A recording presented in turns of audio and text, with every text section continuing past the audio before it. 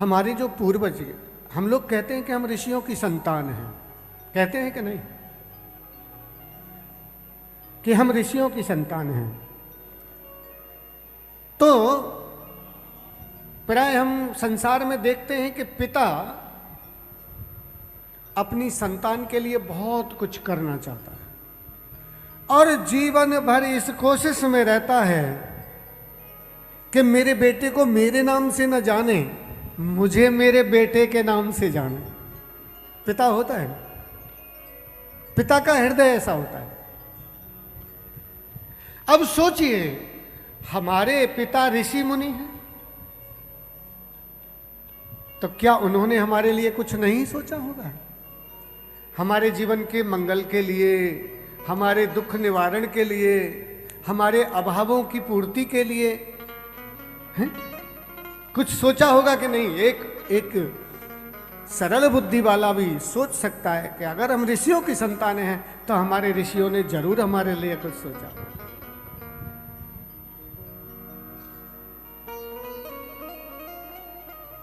एक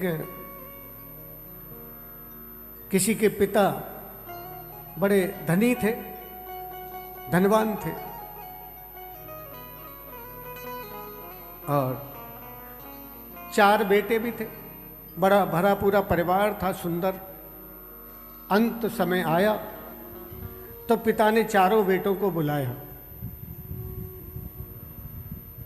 बोले, बेटा, मैंने जितनी कोशिश थी की है, लेकिन ये मेरे अंतिम शब्द हैं, इनको तुम गांठ बांध लेना। बोले, कहो पिताजी।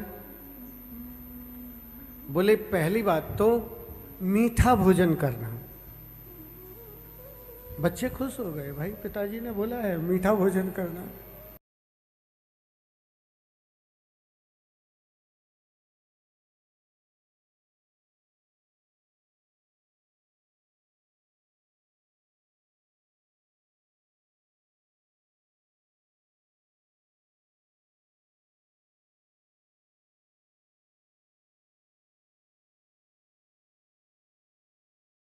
पिताजी बोल के गए हैं कि मीठा खाना है।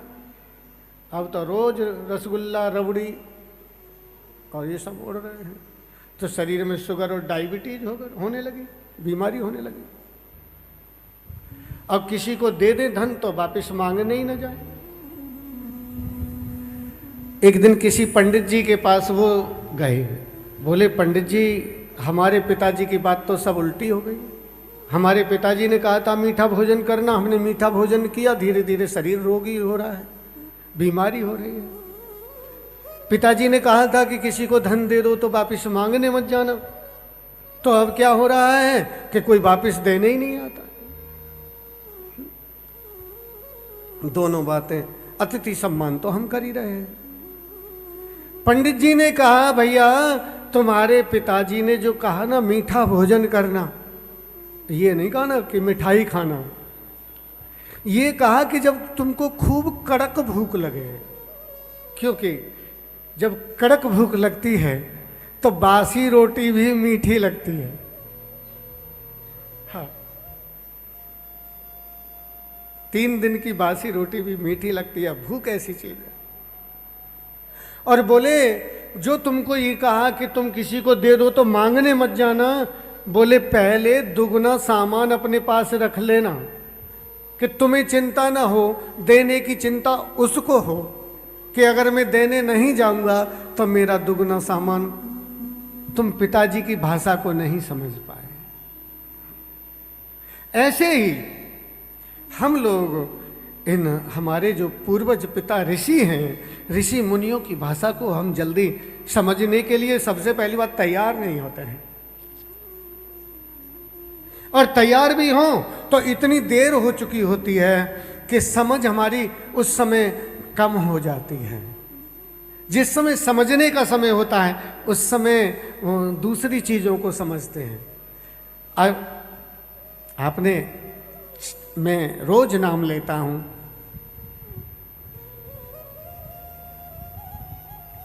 चार पुरुषार्थ। तो ये 4 पुरुषार्थ क्या है? तो फर्स्ट में क्या है?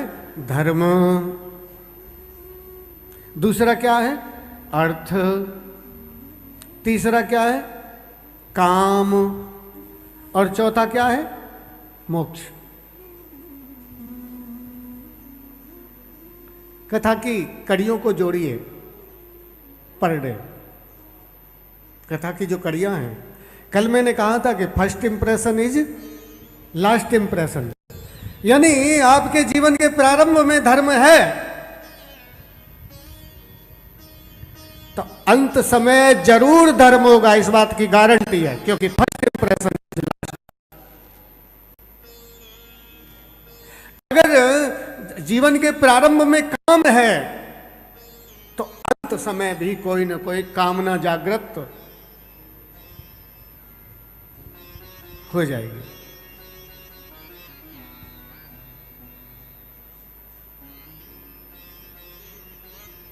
इसलिए धर्म प्रारंभ है और धर्म अंत है। और ये एक जीवन जीने की कला है। हमारे ऋषियों के द्वारा ये जो श्रीमद् भागवत महापुराण, वेद वेदांत आदि का जो लेखन किया गया है, निष्कपट भाव से, निष्पक्ष भाव से, केवल और केवल इसमें हमारा सुख विधान है, जीवन का मंगल विधान है। अभी एक छोटा सा बच्चा एक चैनल पे गया, 4 साल का, और चैनल पे कुछ होते हैं एंकर,